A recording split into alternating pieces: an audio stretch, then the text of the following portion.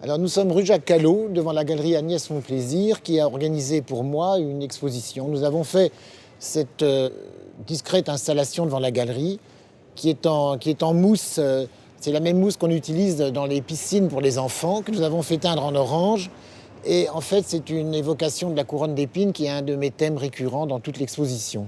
C'est un des thèmes qui m'ont toujours fasciné dans l'image christique et qui a été le vecteur admirable de cette religion. Nous avons réalisé une grande installation, éphémère en papier. Il s'agit de mains de squelettes superposées où finalement on a l'impression d'être dans le ventre plutôt d'un cétacé, vous voyez.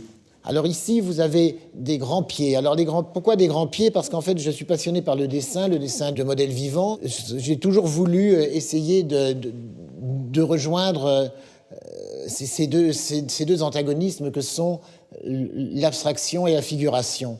Et en agrandissant le dessin, tout à coup, on perd pied, si j'ose dire. C'est-à-dire qu'on ne voit plus le pied. Et pourtant, je suis très satisfait qu'il soit véritablement très présent. Mais j'adore être sur cette ligne incertaine et comment dire, en déséquilibre. D'ailleurs, ce déséquilibre, on le retrouve ici dans la grande sculpture.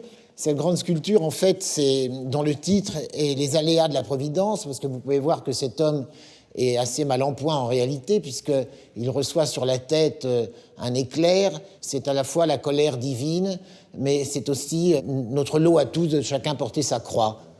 Alors ici, j'ai eu l'idée de réaliser cette table dans le thème, et vous savez, un vieux fantasme à la fin du dîner, vous avez peut-être connu cette sensation dans les dîners de famille, on a envie de retirer la nappe et que tous les plats volent en éclats.